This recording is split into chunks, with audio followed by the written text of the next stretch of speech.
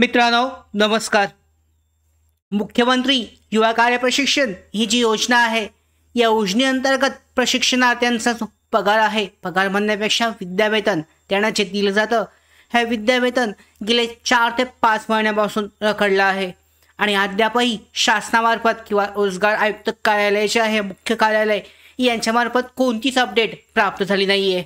तर पाहू शकता या व्हिडिओचा मुख्य उद्देश जो आहे शासनामार्फत ही महत्त्वाची माहिती पोहोचवणं। पाहू शकता युवा कार्य प्रशिक्षणार्थी आहेत, विद्यावेतनाशिवाय काम करत आहेत, 4 ते 5 महिने झालेली आहेत, त्यांची दयनीय अवस्था झालेली आहे। पाहू शकता अतिशय जे कमेंट येत आहेत प्रशिक्षणार्थ्यांचा, त्यांनी पाहू शकता काही जे प्रशिक्षणार्थी आहेत लोन काढून सुद्धा काम करत आहेत। तर अशी जी वेळ आलेली आहे युवा कार्य प्रशिक्षणार्थी यांच्यावर, त्यांचा जो पगार आहे विद्यावेतन, पगार म्हणण्यापेक्षा विद्यावेतन पुन्हा एकदा म्हणू शकतो, विद्यावेतन जे आहे त्यांचं ते वेळेवर जमा करण्यात यावं अशी अपेक्षा आहे। तर पाहू शकता बहुतांश प्रशिक्षणार्थी म्हणजे यांचा कार्यकाळ संपला आहे, कार्यकाळ संपला आणि ते घरी आहेत, अशा वेळेला सुद्धा त्यांचा जो विद्यावेतन आहे त्याची वाट पाहत आहेत। म्हणजे जवळजवळ एप्रिलपासून मे पासून पाहू शकता मे, जून, जुलै, ऑगस्ट आत्तापर्यंत 4 ते 5 महिन्याचं त्यांचं विद्यावेतन जे आहे रखडलेलं आहे।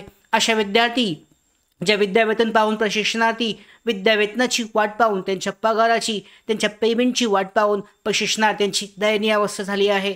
मुख्य म्हणजे पाहू शकता गणेशोत्सवाच्या काळानंतरनं अशी अपेक्षा होती की त्यांचा पगार जो आहे, त्यांचं विद्यावेतन हे जमा होईल, मात्र त्यानंतरनं सुद्धा पाहू शकता आता 15 दिवस उलटलेले आहेत आणि 15 दिवस उलटूनही सुद्धा अजूनही शासनामार्फत काही अपडेट नाही आहे, काही हालचाल नाही आहे। तर प्रशिक्षणार्थ्यांची अशी अपेक्षा आहे, पाहू शकता मुख्य रोजगार कार्यालयाकडून प्रशिक्षणार्थ्यांना जी माहिती देणं आवश्यक आहे की नक्की कोणत्या कारणामुळं त्यांचं विद्यावेतन रखडलेलं आहे।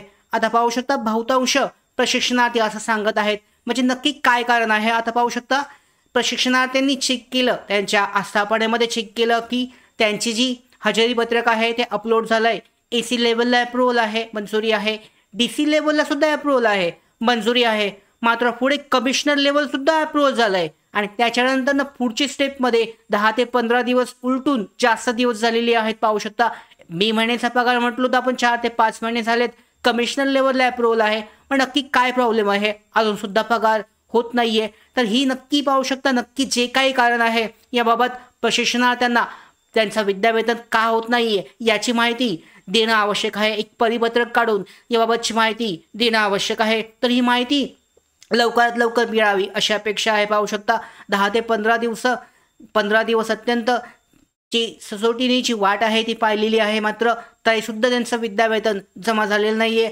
हा सुद्धा एक महत्त्वाचा आठवडा असणार आहे।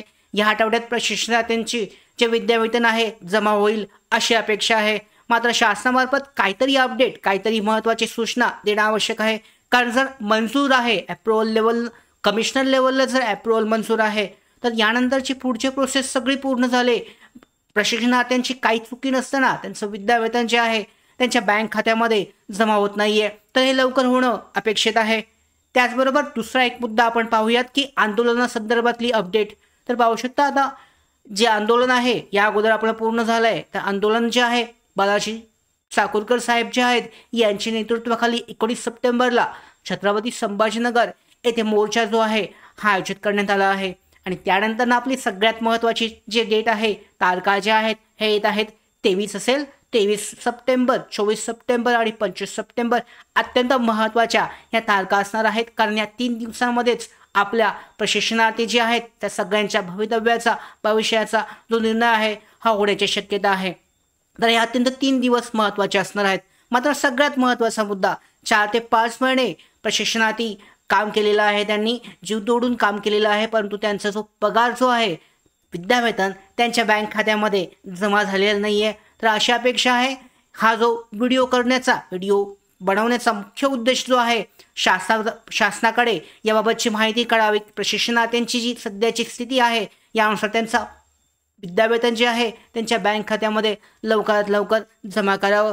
तर या संदर्भात जी काही महत्त्वाची अपडेट, सूचना रोजगार कार्यालयाकडून आपल्याकडे प्राप्त होईल, तर या सगळ्या महत्त्वाच्या अपडेट, सूचना मिळवण्यासाठीच नोकर भारतीच्या यूट्यूब चॅनलला सबस्क्राईब करा।